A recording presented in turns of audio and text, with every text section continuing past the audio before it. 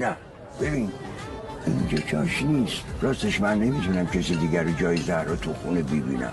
با هر کسی جای خودشو داره دیگه. تو هم الله این بالا طرف کیه؟ با او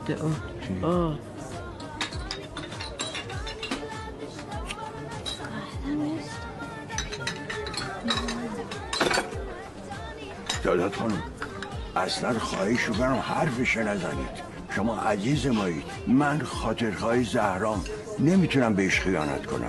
بابا این خیلی پیره. مورد از این اوکازیون‌تر نبوده. خواستنده اونو نمیگم مریم جان جانم خسته نباش. خیلی ممنونم. مرسی.